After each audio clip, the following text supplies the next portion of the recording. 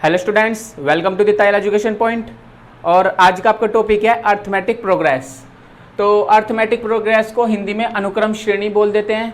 और आज हम इसका इंट्रो समझेंगे, यानी कि इसके बारे में इंट्रोडक्शन लेंगे कि ये कैसी सीरीज़ है, कैसे बनती है और कैसे से हम सोल्व करते हैं। ठीक है, तो सबसे पहले इस सीरीज को समझने से पहले थोड़ा सा इसका एग्जाम्पल लेते हैं कि ये सीरीज आई कहाँ से और कैसे बनती है। देखिए, सपोज कीजिए, एक एग्जाम्पल देता हूँ। कोई लड़का राहुल है, राहुल ने एक कंपनी में जॉब स्टार्ट की। तो राहुल की जो स्टार्टिंग में फर्स्ट मंथ की सैलरी है वो 5000 है। कितनी है? 5000 है। और राहुल को ये कहा गया कि एवरी ईयर जो उसका इंक्रीमेंट होगा वो 1000 होगा। कितना होगा? 1000।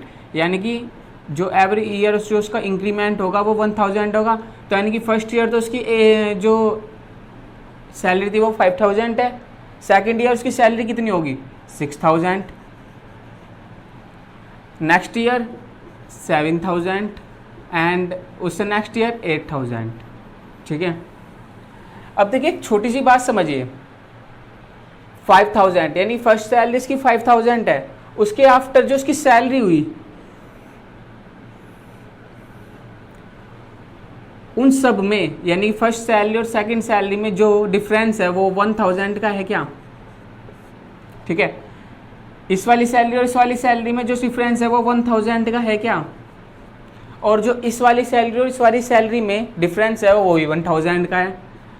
तो बात यहाँ से आती है कि जब भी कोई सीरीज दी हुई है, देखिए सीरीज बन गई, और इस सीरीज में अगर डिफरेंस जो सभी का डिफरेंस इक्वल हो या एक कॉमन डिफरेंस आता हो जो सारे डिफरेंस का मतलब इक्वल होता है, उस सीरीज को हम अर्थमेटिक प्रोग्रेस सीरीज बोल देते हैं। ठीक है, अब दूसरा एग्जांपल लेता हूँ। मैंने एक नंबर स्टार्ट किया 5 और मैंने कहा इसके आफ्टर 7 ऐड करते जाइए, 7 ऐड करते जाइए। तो आपने इसमें 7 ऐड किया तो 12 आता है।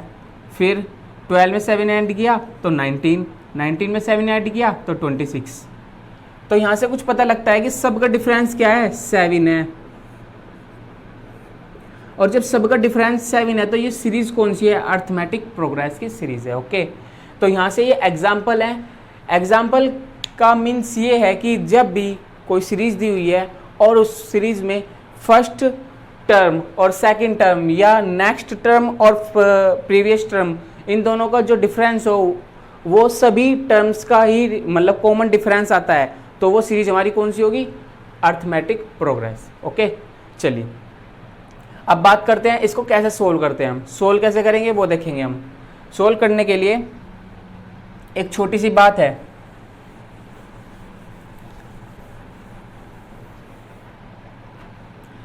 जैसे मैंने कोई सीरीज ली, मैं छोटा एग्जांपल लेता हूँ, फिर उससे हम बड़े पर चलेंगे। ठीक है, जैसे कि मैंने एक सीरीज ली 12 के बाद 15, 18, 21 और 24। इस सीरीज को सोल्व करना है। अब इस सीरीज में क्या सोल्व करें पहले तो हमें यही नहीं पता। ठीक है, तो पहले हम इसके टूल्स पता होने चाहिए कि इसमें क्या क्या टूल्स हैं, ये क्या कैसे हम यूज़ करते हैं। तो सबसे फर्स्ट जो सीरीज की फर्स्ट टर्म होगी उसे हम बोलते हैं फर्स्ट टर्म,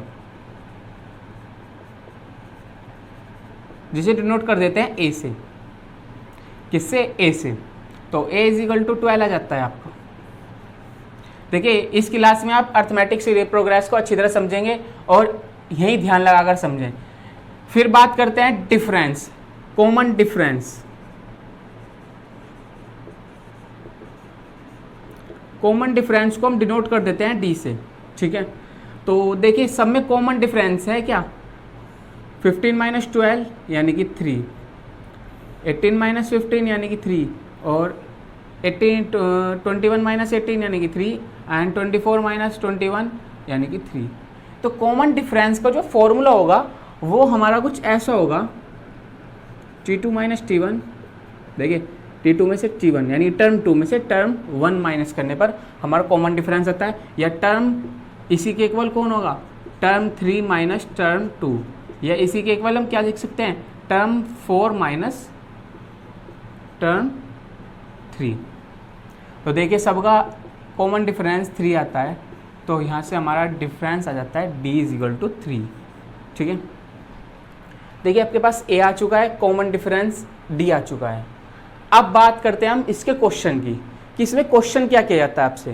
क्वेश्चन जैसे कि ये किया जाएगा कि इस सीरीज की जो nth टर्म का मतलब है, जैसे मैंने तो यहाँ 1 2 3 4 5 टर्म आपको दी है, मैंने इसकी टर्म पूछ ली कि भाई बताइए 20 टर्म कौन सी होगी, यानी कि ऐसे करके जो यहाँ 20 वाली टर्म होगी वो क्या होगी। अब आप दो छोटी सी बात है, आप अगर छोटी सीरीज है यानी कि कॉमन डिफरेंस कम है, 3 के एक लगभग है, तो आप बता सकते हैं 24 ऐसे करके, तो 2 मिनट में बता देंगे, लेकिन वो सॉल्यूशन नहीं है। इसके लिए एक फॉर्मूला है, उस फॉर्मूले को हम देखते हैं क्या है। इसके लिए फॉर्मूला है Tn = a + n-1 × d। कहीं कहीं इस Tn को हम ये भी लिख देते हैं an = a + n-1 × d। ठीक है, छोटा सा काम है, Tn = a + n-1 और होल में d। फॉर्मूला एक ही है, चाहे आप इस अकॉर्डिंग लिख लें चाहे आप इस अकॉर्डिंग लिख लें। अब बात करते हैं इसको हम सोल्व कैसे करेंगे। अब मैंने आपसे कहा कि 20 टर्म बतानी है कि 20th टर्म क्या होगी। तो सबसे पहली बात, आपको a पता है, a आपके लिए क्या है 12, आपके पास d भी पता है, d आपके पास क्या है 3। फिर और किस चीज़ की ज़रूरत है इसमें, n की। n = आपके पास क्या है 20, इनकी आपको 20 टर्म बतानी है। ठीक है, तो फॉर्मूले वैल्यू रखते हैं और अपने आंसर गिवन कर लेते हैं। Tn = a की जगह 12 + n-1 × d, यानी कि n-1 × d क्या होगा, n की जगह मैं रख देता हूँ 20 - 1 और d की जगह क्या रख देता हूँ 3, तो 12 + 20 - 1 यानी कि 19 × 3 यानी कि 12 + 57, ये आप लिख सकते हैं 9 और 5 1 6 69 जो नंबर है वो इसकी 20 टर्म का आंसर है। ठीक है, यानी कि जो 20 नंबर पर बैठा है वो नंबर वो 69 है।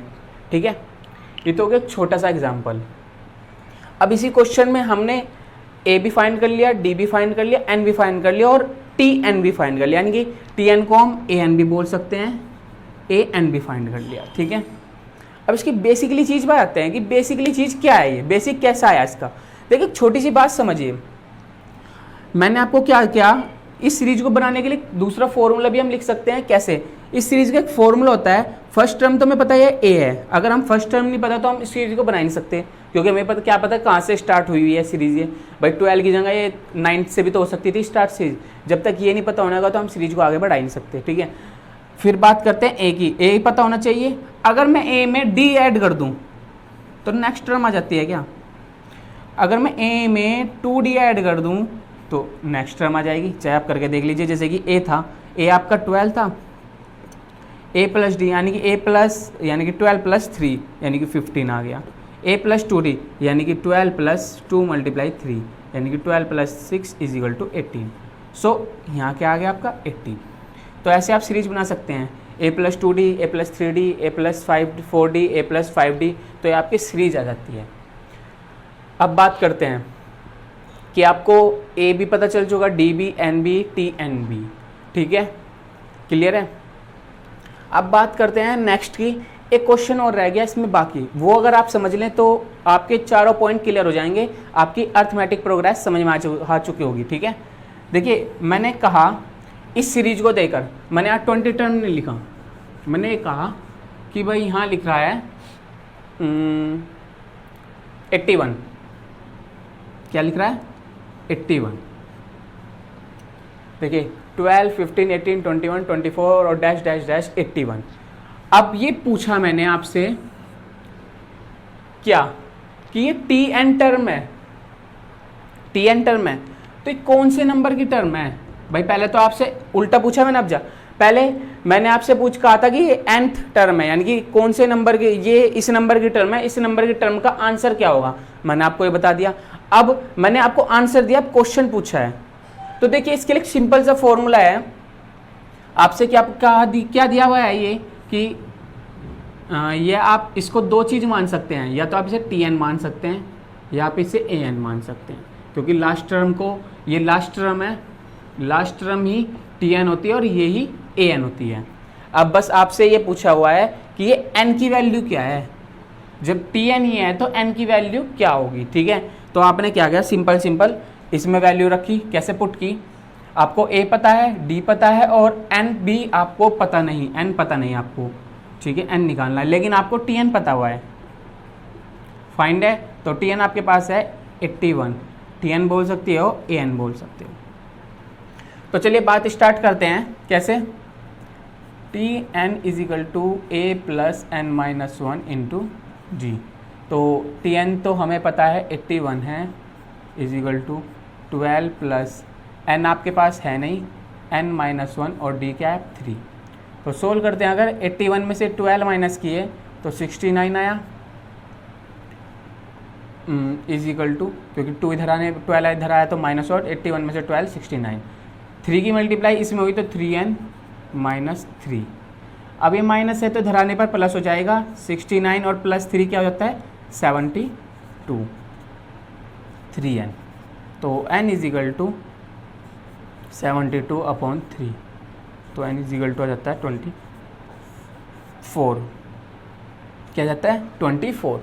तो देखिए एक सिंपल सी बात है, मैं कह सकता हूँ कि 81 जो है वो 24th टर्म है, क्या है 24th टर्म है। तो एक बार थोड़ा समझ लीजिए कि a आपके पास 12 था, d आपके पास 3 आ गया, और जो आपके पास 81 था इसने पूछा कि भाई जैसे कि ये फर्स्ट टर्म है, ये सेकंड टर्म, ये थर्ड टर्म, ये फोर्थ, ये फिफ्थ, तो ये 81 कौन सी टर्म है, जैसे 24 कौन सी टर्म है, ये फिफ्थ टर्म है, तो 81 कौन सी टर्म है, ये 24th टर्म है, ठीक है, ध्यान रखना 81 कौन सी टर्म है, 24th टर्म है। तो आपसे इस क्वेश्चन में आपसे 4 ही क्वेश्चन कर सकता है, आपसे a पूछेगा, आप इस फॉर्मूले में बाकी 3 वैल्यू दी होंगी आप फाइंड कर सकते हैं, आपसे n d पूछ सकता है, आपको ये वैल्यू दी होंगी, d आप फाइंड कर सकते हैं, n पूछेगा या n फाइंड करने के लिए कहेगा तो आपको बाकी टर्म दी होंगी, n की वैल्यू रख के n सब वैल्यू रख के n की वैल्यू फाइंड कर दीजिए, और बाकी में tn पूछेगा तो वे वैल्यू रख के tn फाइंड कर दीजिए। ये बात आप समझ लिए कि l इक्वल किसके होता है an के, और इक्वल किसके होता है tn के। ये तीनों जो टर्म है ये एक ही टर्म है, यानी कि आपस में ऐसे इनके नाम बदल दिए, l means last term, an means last term और tn मीन्स भी लास्ट टर्म, ठीक है। इन तीनों की वैल्यू एक ही होती है, इसमें आप पजल ना हो, ठीक है। चलिए